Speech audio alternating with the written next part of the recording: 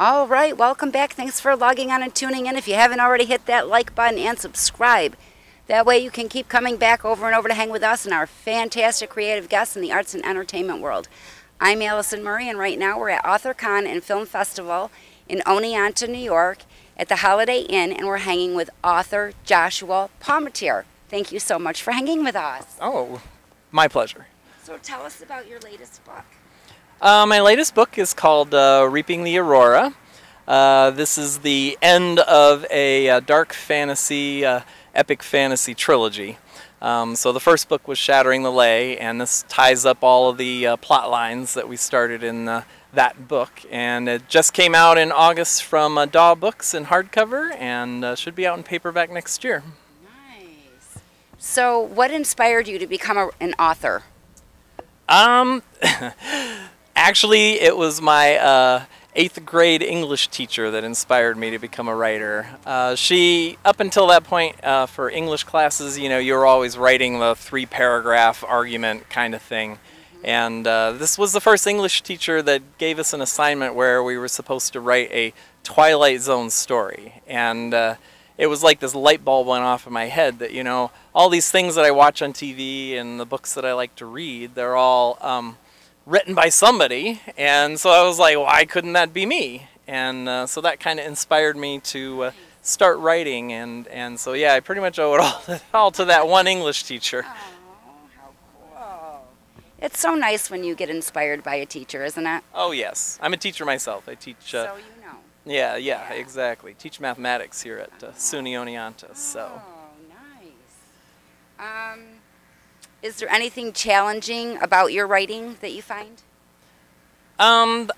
Writing dark epic fantasy, probably the biggest challenge is it's fantasy, so you have to write it in such a way that it's still believable, that people can suspend their disbelief, you know, in the fantasy world and stuff. So making it realistic enough that people can sink into the story and kind of ignore the fact that you're talking about magic, or you're doing these you know, like supernatural things or really bizarre things with the magic. That's probably the most difficult aspect. You got to balance the realism with the magic. So that's probably the most challenging. Yes. Do you have to do a lot of research, like magical background research? Not really for the magical background research. That's actually kind of where the math comes into play. I teach math, and in order to make fantasy and magic real, you got to create like a set of rules that it will follow, which is basically what math is all about. So I use that to kind of create the world and the magic so that it's realistic.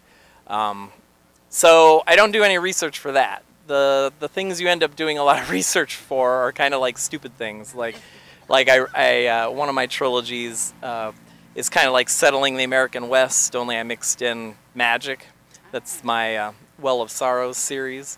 And for that I had to research like covered wagons. Like I didn't know anything about covered wagons. And so, you know, you research that, and so the research tends to be just everyday mundane things that you realize once you start writing. You realize that, oh wait, I don't really know anything about that. And so then you end up researching that. So not the magic so much. Where is your most favorite place in the world to either write or recharge or draw on inspiration to get your ideas?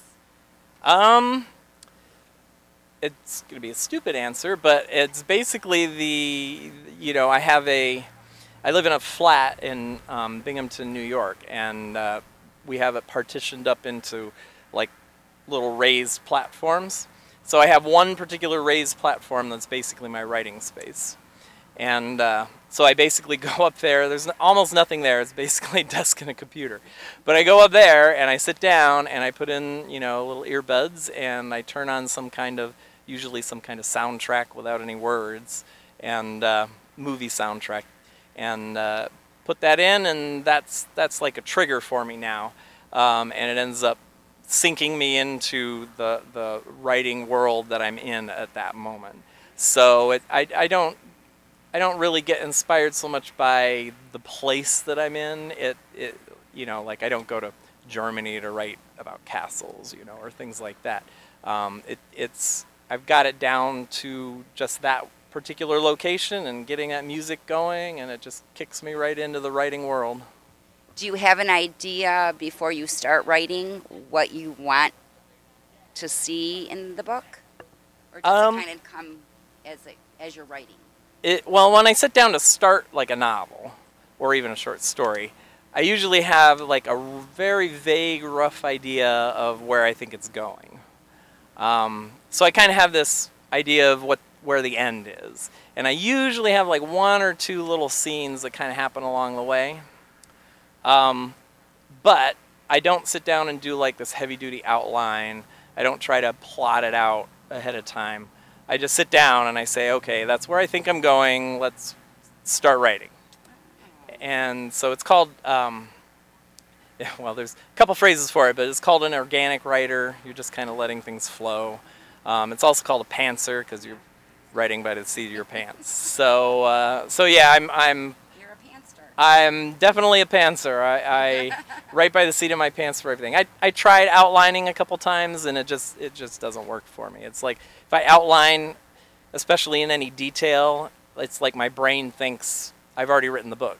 So it's like, yeah. You got to trick yourself. yeah, half of the fun of writing is kind of exploring and seeing what happens, and then, you know, that's the fun, the creative part of the writing.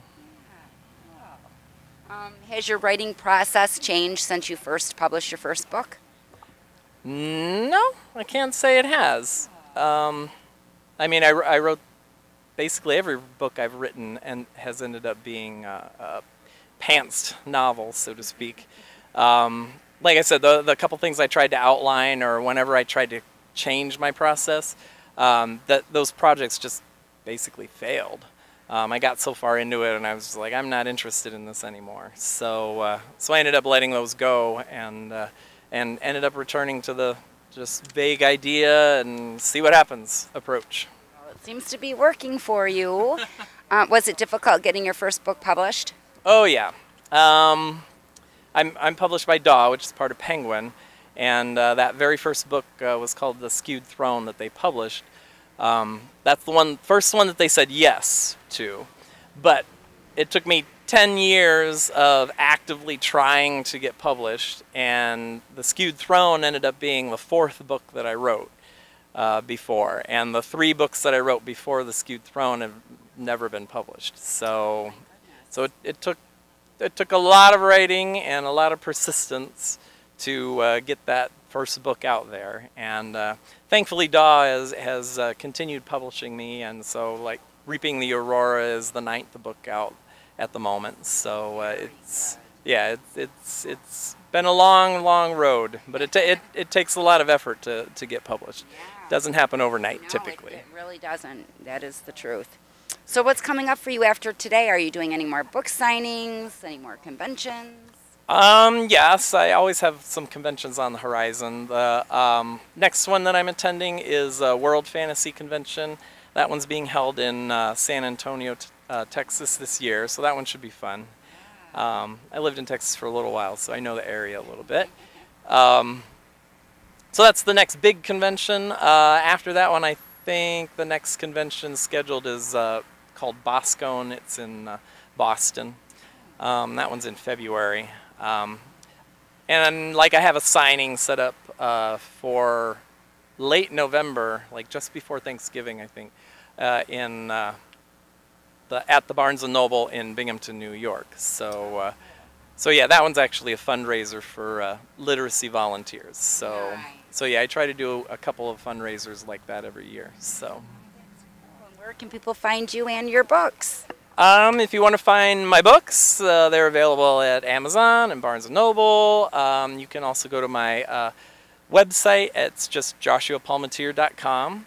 I also have a small press called Zombies Need Brains, and if you want to check that out, that's zombiesneedbrains.com. And if you go to the Zombies address, there's an online store there. So if you don't want to shop at Amazon or Barnes & Noble, then you can just find all of my books and other items at the online store. So very good. We don't have time for a game. I'm so sad. We ran out of time, but that's okay.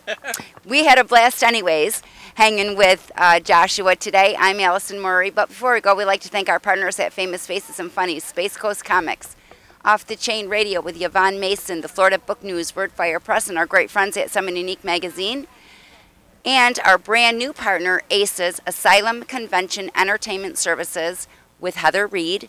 These are the folks that share our videos all over the World Wide Web, and we hope you will too. Don't forget to hit that like button, leave a comment, and let us know what you think of today's show and our guest. You can also check our guest links below. Remember to subscribe, log in, and stay tuned to see who we're hanging with next. That was really fun, Josh.